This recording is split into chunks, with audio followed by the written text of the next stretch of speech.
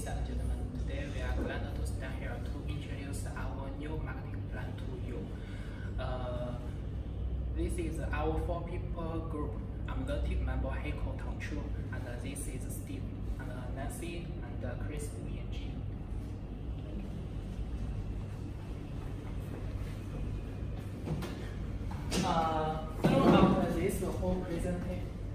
Throughout this whole presentation, we are going to introduce our new marketing plan, which is Sanyang instant noodle from South Korea, and we are going to export this country to Nigeria. During our presentation, we are going to introduce by several facts, such as information about this product and information about the chosen market and the analysis of the chosen market and the target analysis, and the last one is marketing strategies to one by one to introduce. Then finally, to achieve this product can be successful completion of sales objectives. Now, Chris takes over the second part. With FMC products, frequency, solid quality, and low cost and shorter shelf life. Fast-moving customer goods are products that has solid quality and at a relatively low cost. Examples include normal goods such as packaged foods, beverages, torches, over-the-counter drugs, and other consumables. Many fast-moving consumer goods have a short shelf life, either as a result of high customer demand or as a result of fast deterioration. Some FMCGs such as meals, fruits, vegetables, dairy products, and packaged goods are highly perishable. Other goods such as pre-packaged foods, soft drinks, candies, and torches have high turnover rates. Sales are sometimes influenced by holiday and recent period, and also by the discount offer. Here is an introduction about Sanyang food and their product. Hot chicken flavor remain commonly known as their fried noodles and Korean products by Sanyang Foods in South Korea since April 2012. The product also is known for being one of the spices primarily available in the Korean market. What is the price of FMCG's product and their pricing strategy used? First one is based on cost contribution and adding a markup, which means cost plus pricing. Next one is maximum possible price, defined by the product price on the market and charged by the competition, means competitive pricing. Yeah, this is Nigeria. This is the map of Nigeria. You can see these are products. There are 250 ethnic groups in Nigeria. The largest, according to its geographical location. We have three tribes in Nigeria. This is Hausa. They are from the north. You can see them here. It's located there. These are the Hausa. They are called Hausas. Then also, these are the Igbo. They have languages, their own languages. This is another language in Nigeria. They are also located here. And also, we have the Yoruba. It's 51% southwest. They are located here. Yoruba is part of the Nigeria map here. Also, the Hausa and Fulanis are Muslims, while the Igbos are predominantly Christians, while the Yorubas, the both of them are Muslims and Christians. So, demographic of Nigeria. You can see also this is the map of Nigeria. You can see the states located and located in it. The population is at 2017, 190.9 million in 2017. That is the population of Nigeria. The land area is 923,768 square kilometers. The location is West Africa. Also, the government is under democracy government. The 36 states and Abuja including. The official languages in Nigeria, we have 3 major languages in Nigeria. We have the Igbo, the English, Igbo, Hausas, and the Yoruba. Those are the 3 major groups in Nigeria. And also the capital city of Nigeria is called Abuja. And the currency we use in Nigeria is called Naira.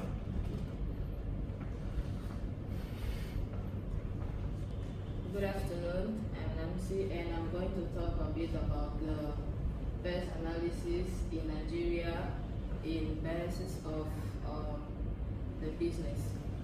So we have 4 stages. The first one is the political or legal factors. They say that Nigeria has a system of many political organizations. That means that this country has more than 10 political parties, and there is only two that are more important. The first one is the one that governs the country actually, and the second one is the one of the opposite. And in terms of have business in Nigeria, it's necessary to consider that elections are defined by a lot of economic expenses. This means, for example, when they have elections in Nigeria, for the people that are doing business, is good for them, because more for the people that do the kind of business that they create watches, because in the government when they have elections, each party of the government to do their publicity, they spend the money for things like umbrellas, watches, as we can see in this picture. And the third point is, it's likely that for a contractor, the moment of the election is not adequate to set a contract. I think that means that, for example, if you are a businessman and you went to Nigeria to do your business, you meet a government with them laws, and then the government change. Maybe the new government will bring his new laws, and that is not good for you, because maybe his laws will not be good for your business. So when they have election, it's not good to have a new contract for business in Nigeria. And politically, the country is stable, less in terms of the presence of the terrorists in the north and south of the country. So in certain places in Nigeria, it's not good to go and set your business, but you will have trouble with the people that are doing the terrorists. The next point is the government policy. The Nigerian government announced the need to change their economy. I mean, the Nigeria wants to diversify their economy. They see, and one of these important points is the agriculture. They focus more on the agriculture because they think that can bring more benefits for them, because they are focused on other things. And economic factors, we have the entrepreneurs. The entrepreneurs have the advantage of having access to cheap labor. Okay, in Nigeria, more than 20% of citizens are in employment, so they don't have job. So if someone wants to go and do his business in Nigeria, it's good for him, because a part of the population, because they are enough. It's good for him because he will not pay much. The salary for that people will not be good. And otherwise, this is bad for the country, because he will bring things like creams, bad things. Will bring bad things. And the second point is the infrastructure. They say that any trader who wants to do a business in Nigeria should keep in mind that he will provide water and energy by himself. Yes, that means that for once you are going to Nigeria to do your business, you must know that point, because the electricity is connected to the land, obviously. And this is a real problem because most of the people that are doing some kind of business that depend more on the electricity,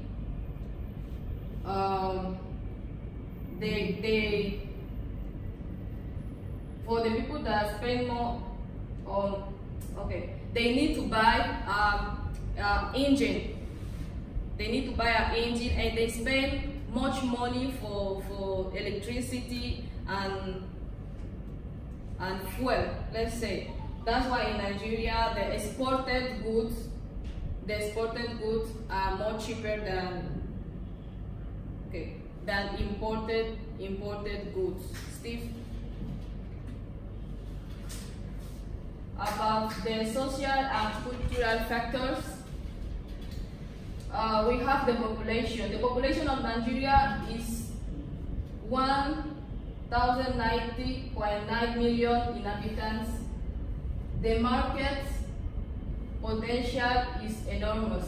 Foreign investment is increasing. I think that is obviously because the country has a lot of population, so if you want to do any kind of business, it's good for you because you will have more customers. Ethical and religion. In the ethical and religion, the country is divided in two. The terms is divided in terms of religion. The country is divided in terms of religions and ethnicity.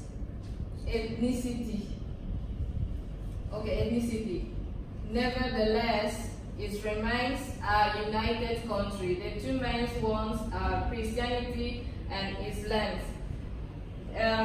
In Nigeria, it's not forced that when you are going to do your business, there is no forced that you're supposed to be in any of his religions. The thing that you need to do is respect them laws and do your business. As we can see, the more people that follow the Muslims, as we can see, the Nigerians that go to Muslims, the religions are more than Christians, and the other 10% that is missing is other kind of religions. In technological factors, nowadays many Nigerians know about technology. They manage phones and every kind of thing like that. So if you want to introduce your business in Nigeria, you must use the internet, because more of the population, like 46.10% of them, they use the internet, social media to know about things like that. So if you want to introduce your business in Nigeria, this way is the best way. Our target customer can also be seen as our target market. As shown here, we these four factors can be the most focused on. The first one is people who like noodles, especially prefer the spicy, because this is instant noodle. So for the people who if they prefer to choose noodle, that might like even the spicy. But for example, if some people they are vegetarians or they never eat noodles, they won't choose this. And the second one is younger customers based on this is instant noodles. For the elder, people. They prefer to cook by themselves and they never eat outside. So this is why we are choosing younger customers. Because for example, this year I'm 23 years old. I prefer to try the new food from other country. And the third one is the people who have enough economic ability consider about the pricing, because all the noodles made in South Korea and exported from overseas to Nigeria. So the cost is not so. For the one page, normally around the price should be $1 to $2 US. So for those who if don't have enough economic ability, they won't buy this. And the fourth one is busy people. Here I want to mention for example, especially the workers and the students. For workers, they normally I record their day. Around the 7 a.m. they wake up and had a simple breakfast, then go for work. Students also during 12 p.m. they get off. So they don't have enough time to go home and cook the food for them. So they may want to choose this for the meat. Here is a distribution strategy. It is made up of 3 of them, including exclusive distribution, intensive distribution, and selective distribution.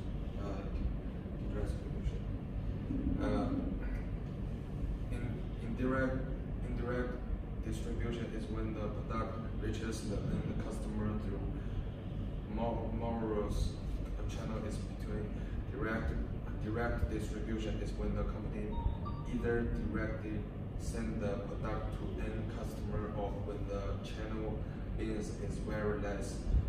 A company selling on a commerce portal or selling through modern retail is the form of direct distribution. When the company have a mass marketing product, then it used intensive distribution